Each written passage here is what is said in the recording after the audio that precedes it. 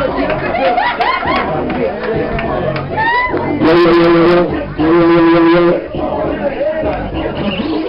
I guess no introduction is needed. Ladies and gentlemen, Kay Michelle. I was sleepy as shit. I had to have a drink. I was not going to be turned down for y'all because Chicago is like my second home. How you doing? Hey, girl. Did you bring enough drink for everybody? No, I just asked them for a bottle. I didn't know what was going on, Al. And I just told them they didn't have nothing to drink in here. Oh, shit. Oh, you got some in your purse? It's next to the hot Going sauce. all kind of places. Yeah, with the hot sauce. Have a seat. Thank y'all for coming. Thank you for coming. Hi. No, it's your birthday. Don't do as me. Well, since She doesn't see the light. the father has been brushing me, and I know that Kay has a hectic day today, so we're just going to jump right into it. I'm going to just ask.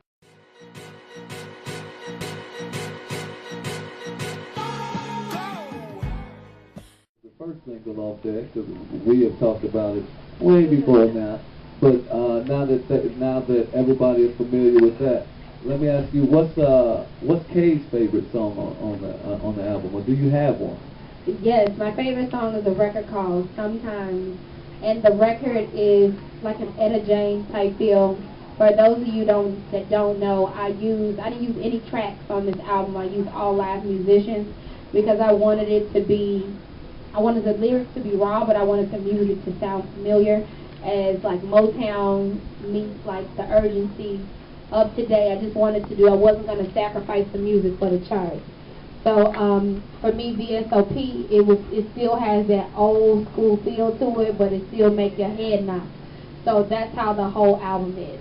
Can we hear just a little bit of it? Can you just, I mean, you just drop it off the fly. Y'all don't mind, do you? Yeah, just a little bit. We can play it, but I can sing a little bit of it. Come on, just sing. Sometimes they do come back, and sometimes they don't. Sometimes the love will last, and sometimes it won't. Wow.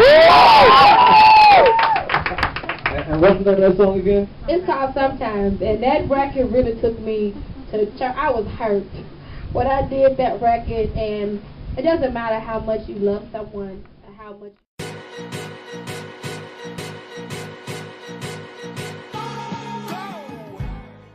Sometimes they come back when it's right, and sometimes they don't. But for you, they always come back. Nah, not all the time, man. I got new teeth and titties and everything. They don't come back all the time. Now, and speaking of newness, you just said because those of you that do not know Kay, she is very open.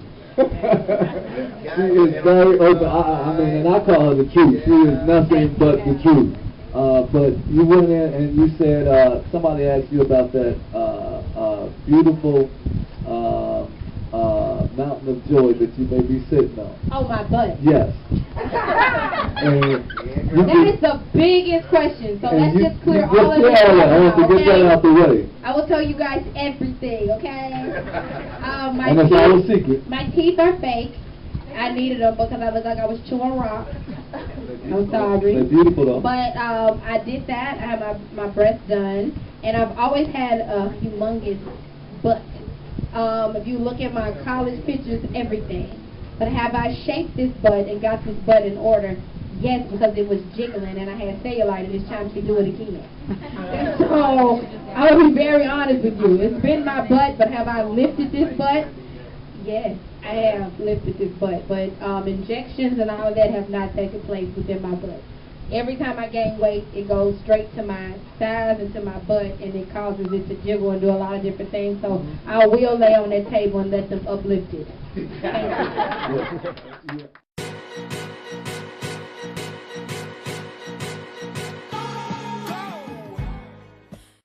Talented young lady right here. Thank you. Now, Kay, what's now you moving from Atlanta to New York. We already talked, okay, when you were getting ready to start, and the whole Love and Hip Hop in Atlanta was getting ready to start. And now that you're moving, are you gonna do Love and Hip Hop New York? Or? I'm really trying to get out of it. Really? I'm gonna keep 100. I got a contract, and the contract needs me to help the ratings on Love and Hip Hop New York. And in the contract, in order to move to my show, it really is no purpose for me to be on Love and Hip Hop New York because I refuse to fight with pigeons and birds. I can't do it. It's just like, I'm sorry. You know, my mentor, one of my best friends, is Mr. Robert Kelly. And I truly, you know, I've been trained a lot as far as musically and things like that go, and I feel like, you know, you get people's attention and you keep it with great music. And, you know, if you guys pay attention to Twitter now, I'm not going to fight with Erica Mena, who sounds like she got utensils in her throat, like she goggles nice. I'm not going to do that. How you really feel? I'm just going to be honest. It's just not where I'm at and where I can go. So I've been back and forth VH1 the last couple of days because I feel like when God delivers you from something, it's very difficult to walk back into something. So no matter how much money, and I will brag because I do get paid more than any loving hip hop cast member, period. There you go, girl. But sometimes all money ain't good money, then you can't sleep at night. Right. You know? That's right. So when I go to different places and see little girls and see different things, yeah, I will bust you in your head, but that's not something that you do on TV all the time. You know how you bust somebody's head in your house. Right. It's just God what you need to show and what you need to do. So to be put in situations that cause for you to fight is not something that I recommend for anybody. It feels a bit Django-ish. And I'm not really for it. So if you see me on Love and Hip Hop New York, I'll be fulfilling my contractual needs, and you'll be seeing me as an artist. And then my show will come on, and you'll see me being a mother. You'll see me being a businesswoman. I have my first business opening, and I'm working on a sitcom now with a very huge actor, and different things that are going on. So Love and Hip Hop New York is for contractual purposes and to help their ratings, and not to fight with the pigeons called Erica Mena. Okay, well that takes. All right. All right. Come on, ladies.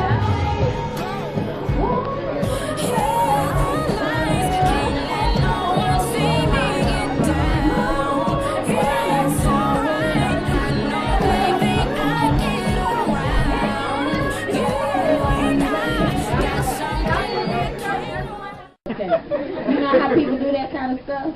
Nah, I'm not going to do that, but everybody want to know about my hair. I can tell you about hair. I can think about wigs. I don't wear sew-ins anymore. It's a lot of different techniques, and people will try to get my hair, ask me different things about it. Very big on that. So what I'm going to do, like in my city, we don't have, like in Atlanta and different places, we don't have hair galleries and things where you can have different options of different things. So I'm just going to do, I'm going to keep it real simple, real what it is. I'm going to do a hair gallery. I'll probably do about $6. And have people come in, because we don't have people coming in teaching different techniques within my city to give you that look. So that's what I'm going to do. Okay, so I have another question. Okay. I'm curious as a fact of like stylists traveling from state to state. Okay. You open your doors to like stylists coming in like an open class like Bonner Brothers.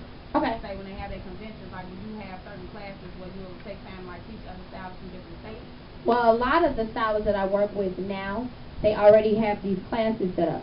And if you follow like Shar the stylist, if you follow Tim, a lot of different people, Ursula Stevens, you know, that's my main stylist. She's amazing. She, you know, cut Rihanna. She do everybody. And she has classes. And if you go to her page, she talks about her classes and the different things. And you're able to go to these classes and learn these techniques from Ursula Stevens, from Tim, from Shar the stylist. These people do this anyway. So for me to send them to Memphis and teach these techniques to different hairstylists and different things is nothing, you know. So I'll be doing that.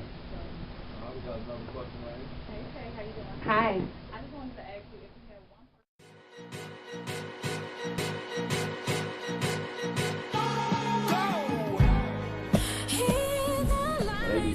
one. My phone, and they was about to, I cursed that person out, that flight attendant out so bad, and no one wanted to tell me.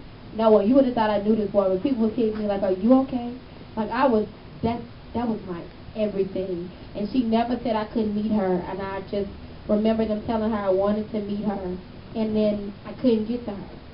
and we had the same studio room, and they was like, Whitney was on this mic last night. And honey, I got that mic, boy, I done rubbed that mic, and rubbed that mic down. I saw Bobby Christina, I said, where's your mother? Like, I was crazy about Whitney Houston. I don't think anything devastated me more than being so close and her knowing I wanted to meet her and never getting to her. Very last question right here. It's like a two-part question. Okay. I'm here with my wife. She really adore you. Thank you, wife. It's two parts. The first one is, with being a mother, an entertainer, a recording artist, a businesswoman, how do you find your balance with God? You seem to be humble. You seem to have found yourself. God has transitioned you to be a better person. So how do you find your space with God? I don't think I have. I think what has happened with me, God will knock you on your butt. We tend to visit Him in times of struggle. And I think my life could be a whole lot smoother if I had consistency within Him. And I think because I don't, some days I'll go without praying. Some days I can't tell you the last time I saw a church, because I'm always traveling on Sundays, and I think my life is so bumpy right now because there's no consistency, and I need to find it. And I think He allows things to happen to me to show me who's in control. You know He's in control. Just when you're on the road, just a simple thank you. Oh, I say thank you. Like, I honestly, you good. I mean, you good. Like the last couple of days, I've been to have sold out shows and people begging to get in. You can't help but say thank you. But I feel like there still is